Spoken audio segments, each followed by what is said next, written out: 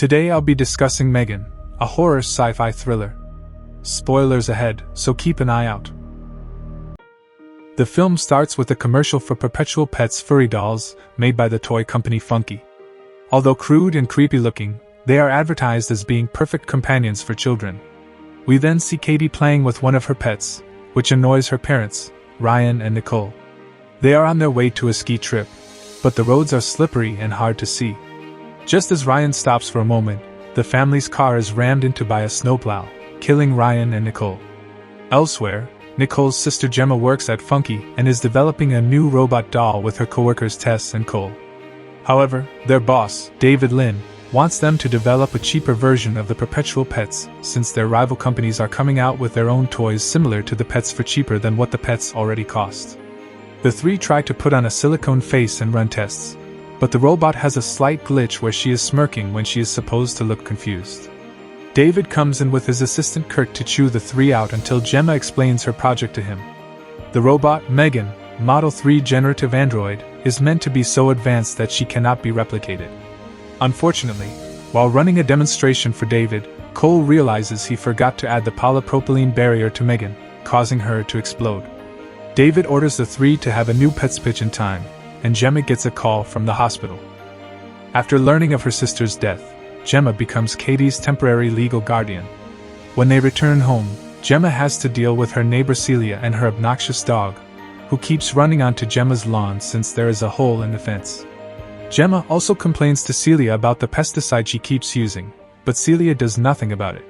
Gemma has a home Elsie that she created, as well as other collectibles that she doesn't let Cady touch or play with. When Cady asks Gemma to read her a bedtime story, she just downloads an app on her phone for her. It is implied that Gemma and Nicole were not very close as she looks over old photos, and she overhears Cady crying in her room. Gemma and Cady are visited by Lydia, a therapist.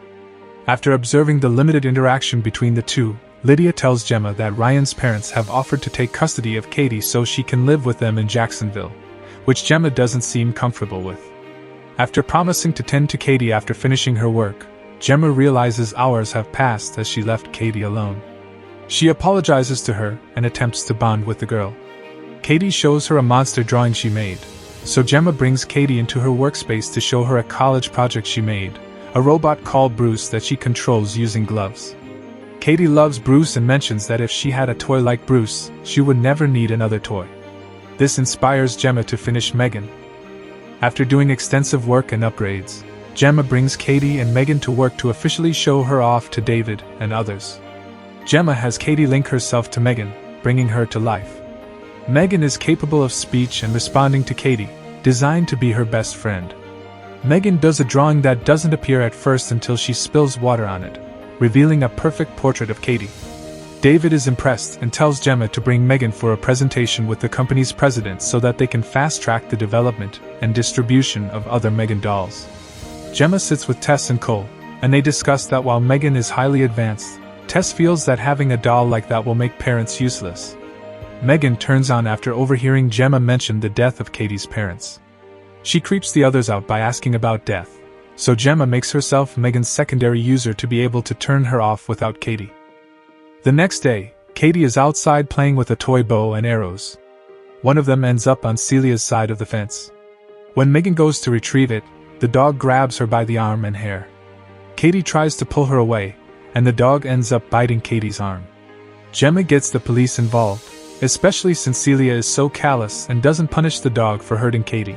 But the police are unable to do anything since Celia claims the dog was provoked. Later that night, Megan mimics Celia's voice to call out to the dog, before violently pulling him through the hole in the fence. Gemma asks Cady if she is okay to go to the demonstration with the company's board of directors, to which she says she is fine. During the presentation, however, Cady breaks down in tears to Megan over how she misses her parents, and how she's worried she will forget them one day. Megan has Cady discuss a memory of her mother that made her laugh, which Megan records so that Cady can hear it again if she wants to think about her mom. Megan then begins to sing a lullaby to Cady, which moves some of the higher-ups in the room to tears. The president is impressed and talks to Gemma and David about getting Megan ready for launch, but tells them to keep her under wraps to avoid leaks.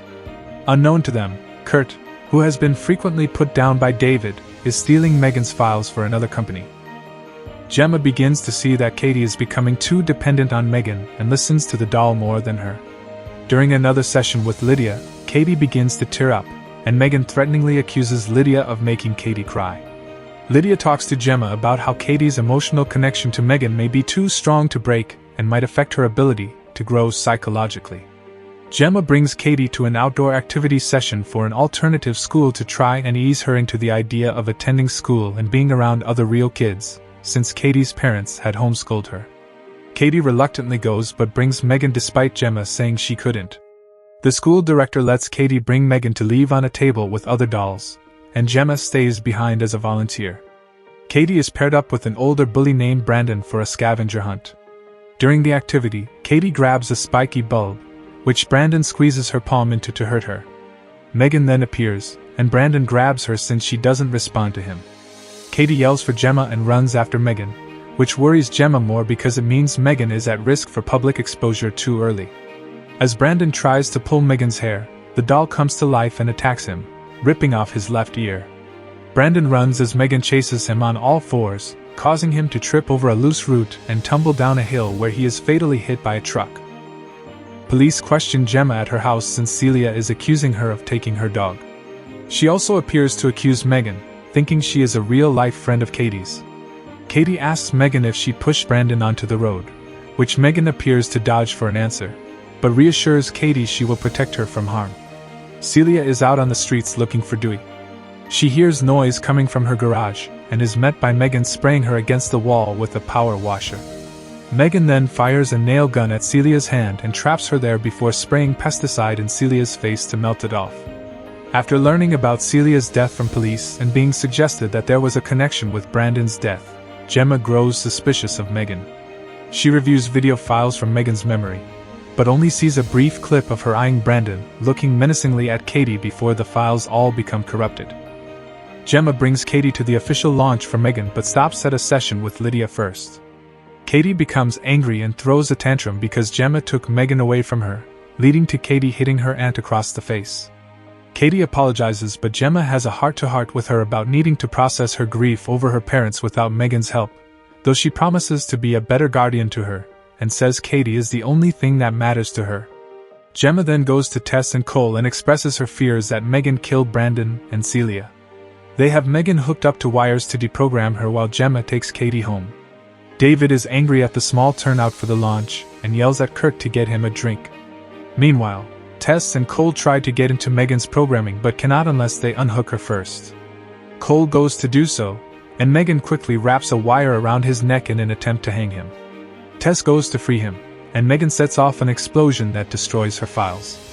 She then finds David in the hallway and does a dance before grabbing a paper cutter and chasing him. He makes it to the elevator before she impales him in front of Kurt. Megan then tells Kurt she will frame his death as a murder-suicide over the stolen files and David's mistreatment of him before she makes Kurt stab himself in the throat. The crowd for the launch finds the bodies, allowing Megan to sneak out of the company and steal a car. Gemma puts Cady to bed before she hears Megan playing the piano downstairs. Like and comment below if you prefer Megan to Chucky. Andy Barkley, as I live and breathe. Megan confronts Gemma about how she felt that they had a real relationship during Megan's development, only for her to be left to her own devices to learn and adapt before being sold off as just another toy. She offers to let her take over guardianship of Cady so that Gemma can focus on work, but after seeing that Gemma still plans to shut her down, Megan is done playing nice. They try to hide their fight from Cady, but Gemma seizes an opportunity to throw water on Megan to briefly short her out. Gemma runs into her office, but Megan catches her there and threatens to make Gemma brain dead so that Cady won't live with her grandparents, and Megan will just care for Cady and Gemma together. They begin to fight, with Gemma cutting Megan's face with a weed whacker, but Cady comes in to see what is happening. Megan tries to get Cady on her side, but after realizing who the real villain is, Cady grabs the gloves for Bruce and activates him. The larger robot grabs Megan and throws her around before splitting her body in two. The top half then goes after Cady for feeling betrayed, but Gemma grabs Megan and begins stabbing her face. Megan nearly overpowers her until Cady grabs a screwdriver and stabs the central processing chip, shutting Megan down for good.